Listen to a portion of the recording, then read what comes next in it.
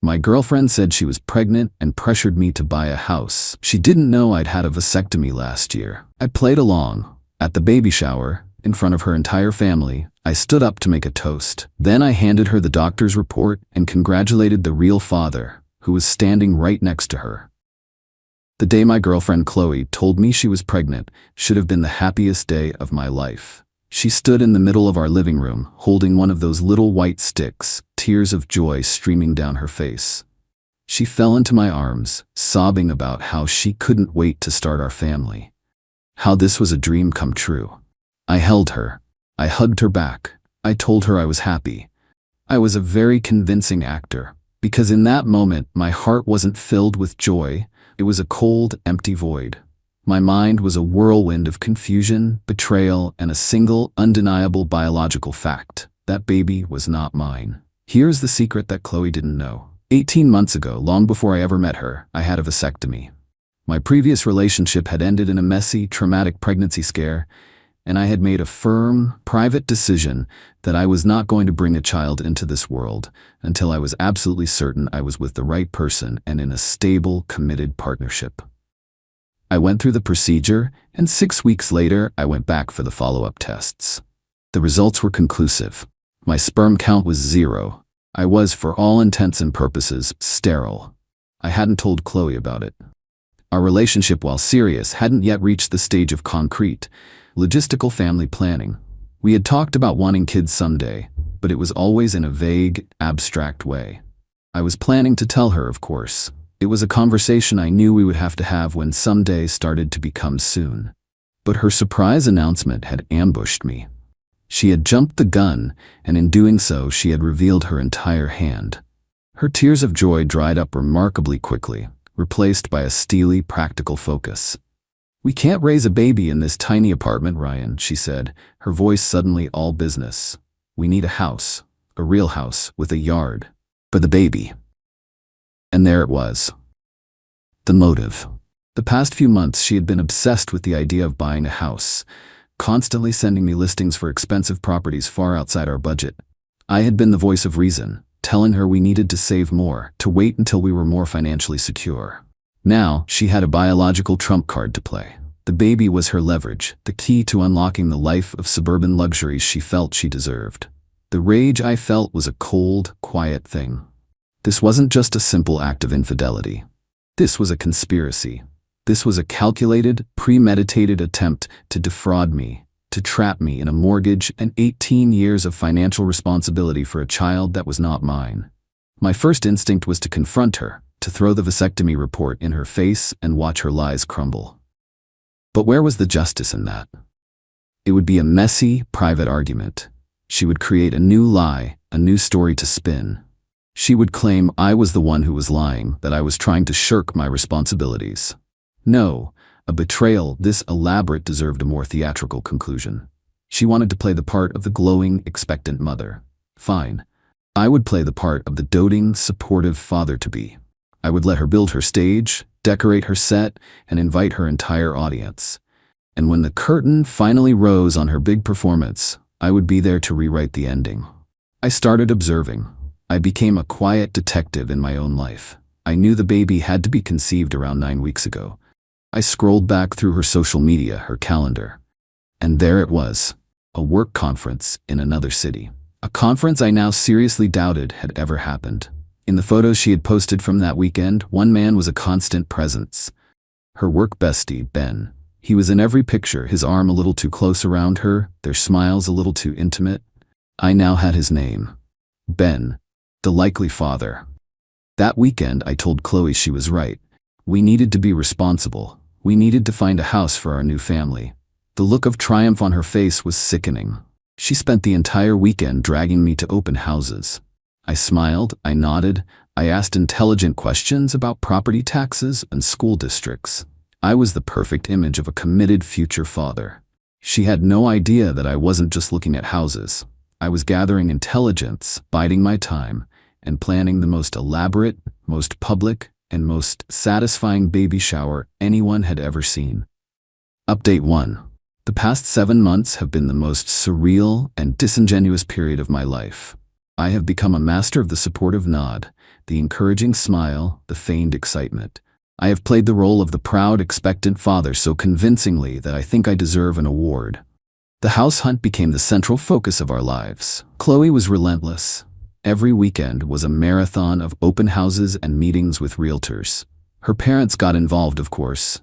They were overjoyed at the news of their first grandchild and fully supportive of Chloe's quest to get me to buy a house. They would send me links to listings, call me for updates, and offer unsolicited financial advice.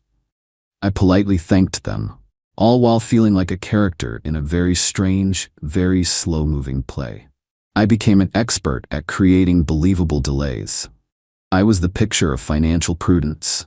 When they found a house they deemed perfect, I would be the one to find the flaws.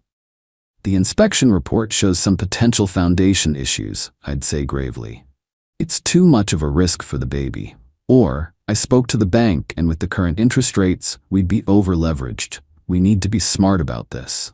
I even got pre-approved for a massive mortgage, a step that sent Chloe into fits of joy.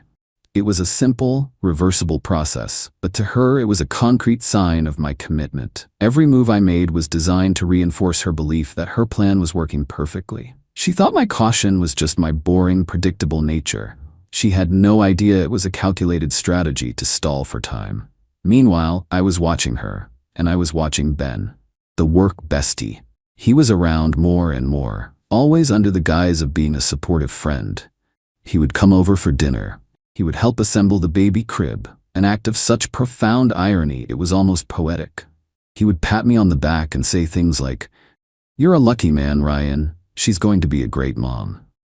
I would just smile and agree, all while feeling the urge to ask him if he had any good names picked out. The centerpiece of this grand deception was, of course, the baby shower. Chloe's mother and sister took charge of the planning. It was going to be a massive affair, a huge catered event at her parents' house, with dozens of guests from her side of the family and all of our mutual friends. Chloe insisted that Ben be on the guest list. "He's just been so supportive through all of this," she said, her eyes shining with fake sincerity. "He's like an uncle to this baby already." "Of course," I said, "we have to invite Ben." I even offered to pay for half of the shower's expenses. I transferred a significant amount of money to her mother's account. It was an investment. I was funding the construction of my own gallows, and I wanted them to be perfect. The final piece of my own plan was the most important. I called the urologist who had performed my vasectomy. I explained that I needed a formal, notarized letter for my medical records. The letter was simple. It detailed the date of my procedure, the dates of my follow-up tests, and a concluding statement signed by the doctor, confirming with medical certainty that my sperm count was 0 and that I was sterile. I received the letter in a sealed envelope a week ago. It has been sitting in the top drawer of my desk ever since. It is a single sheet of paper that holds more destructive power than a bomb. The baby shower is tomorrow. The house is decorated, the gifts are wrapped, the guests are confirmed. Chloe is radiant, the perfect picture of a glowing mother-to-be. She believes she is one day away from the culmination of her grand plan. She thinks she is about to be celebrated. She has no idea she is about to be exposed. Update 2. The baby shower was, by all accounts, a spectacular event. Chloe's mother had outdone herself. The house and backyard were decorated in a tasteful explosion of pastel pinks and blues. There were balloons, streamers, a mountain of beautifully wrapped gifts, and a 3-tiered cake with little baby booties on top. It was a perfect, Instagrammable fantasy. I arrived with Chloe, playing my part. I mingled. I accepted congratulations from her aunts and uncles. I shook hands with her father's business partners. I was the proud, happy father-to-be. I even had a long, excruciatingly pleasant conversation with Ben, the actual father. He was in his element. The charming, supportive friend. He clapped me on the back. He told me I was a lucky man. I agreed. The irony was so thick, I felt like I was wading through it. After an hour of small talk and opening gifts, so many tiny clothes, so many useless gadgets, the moment arrived. Chloe's mother, beaming, tapped a glass with a spoon to get everyone's attention. "I just want to thank you all for coming to celebrate this beautiful day," she said. "We are all so excited to welcome a new member to our family. And now, I'd like to ask the proud father-to-be, Ryan, to say a few words." A hush fell over the crowd. All eyes turned to me. This was it. Showtime. I stood up, a champagne glass in my hand, a warm, practiced smile on my face. Chloe looked at me, her eyes shining with adoration. She thought she was about to be showered with praise. "Thank you, everyone," I began, my voice clear and steady. "I'm not much of a public speaker, but this is a special occasion. Today is about celebrating a new life. It's about celebrating motherhood, and it's about celebrating family." I paused and looked around at all the smiling, expectant faces. "Family," I continued, "is built on a foundation of trust, of honesty, of unconditional love. And as I stand here on the verge of starting my own family, I've been thinking a lot about those principles. I am so incredibly excited for Chloe to become a mother. I know she has all the love and support she could ever need, right here in this room." I raised my glass. "So I would like to make a toast. But first I have two very special gifts to share. One for the mother-to-be, and one for the man who has been so incredibly supportive throughout this journey." I looked directly at Ben. He was standing near the gift table, a smug, self-satisfied look on his face. He thought I was talking about him in a friendly way. "My first gift," I said, my voice ringing with false cheer, "is a heartfelt congratulations to the real father." I turned my body, raised my glass, and looked directly at Ben. "Congratulations, Ben," I said, my smile unwavering. "I truly wish you and Chloe all the best in your future together." A confused murmur rippled through the crowd. Ben's face went from smug to utterly baffled. Chloe's smile froze, then completely vanished, replaced by a mask of pure, white-hot panic. But I wasn't finished. "And my second gift," I said, my voice turning cold, "is for you, Chloe." I reached into the inside pocket of my jacket and pulled out a crisp, white, sealed envelope. I walked over to her, my footsteps echoing in the stunned silence.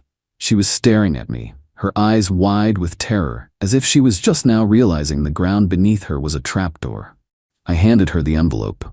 "This," I said, my voice now just a quiet, conversational tone that everyone could hear, "is a notarized copy of the medical report from my vasectomy last year. I thought you might need it for your records and for the birth certificate." I then turned back to the crowd of horrified, speechless guests. I raised my champagne glass one last time. "To honesty," I said, "and to family." I took a sip of my champagne, placed the glass gently on a nearby table, and walked out of the party. The silence behind me was absolute. It was the sound of a perfectly executed demolition. Final update: it has been 6 months since I made my toast at the baby shower from hell. I didn't stick around for the fireworks. I simply got in my car and drove away, leaving a crater in the middle of Chloe's picture-perfect life. The story of what happened next came to me in fragmented pieces from mutual friends and acquaintances who had witnessed the explosion. Apparently, the moment I walked out, the party descended into absolute chaos. The stunned silence was broken by Chloe's mother demanding to know what was in the envelope. Chloe, sobbing and hysterical, refused to open it, so her father took it from her trembling hands and read the doctor's report out loud. All eyes then turned to Ben. Trapped, cornered, and faced with the fury of Chloe's entire family, he crumbled. He admitted everything. The affair, the lie, the plan. The baby shower immediately turned into a screaming match between Chloe's father and Ben, while Chloe just sat there, catatonic, amidst a mountain of baby gifts that were no longer hers. The aftermath was a swift and total devastation of the life Chloe had tried to build. Her engagement was, of course, over. The friends who had been at the party were horrified, and the story of her deception spread like wildfire. She became a social pariah overnight. Her family, who had been her biggest enablers, were humiliated and furious. They hadn't just been lied to, they had been made to look like fools in front of their entire social circle. They are supporting her financially through the pregnancy, but their relationship is reportedly strained to the breaking point. They feel betrayed, not just by her, but by the perfect daughter they thought they had. Ben, the supportive work bestie, is now facing the reality of 18 years of child support. Their affair, which was a fun, exciting secret, did not survive the harsh light of public exposure and looming responsibility. I'm told they are no longer together. He is legally and financially on the hook, but he wants nothing to do with her personally. As for me, the first thing I did was get a lawyer to ensure I was completely and legally firewalled from the entire situation. We sent a formal letter to Chloe, stating that while I wished the child no ill will, I was not, and never had been, the father, and that I would be seeking legal action for fraud and emotional distress if she ever attempted to claim otherwise. She never responded. The house hunt, of course, ended. I'm still in my apartment, and I have never been more grateful for its tiny size. The money I had been pressured to save for a down payment is now in a travel fund. I'm planning a long trip to Southeast Asia next year. I did eventually have to deal with the mountain of baby gifts that had been delivered to my apartment before the shower. I boxed up every single one, the crib, the stroller, the tiny clothes, and in a final act of karmic redirection, I donated them all to a local shelter for single mothers. Looking back, my revenge wasn't the toast itself. The toast was just the reveal. The real revenge was the 7 months I spent playing along. I let her build her lie into a magnificent, towering monument. I let her invest all of her hopes, her dreams, and her reputation into it. I just stood back and provided the rope. She built her own gallows, and in the end, all I did was gently kick the chair out from under her. She tried to trap me, to lock me into a life I didn't choose with a child that wasn't mine. But she underestimated me. She thought I was simple. She thought I was clueless. She never realized that sometimes the quietest man in the room is the one who is paying the most attention.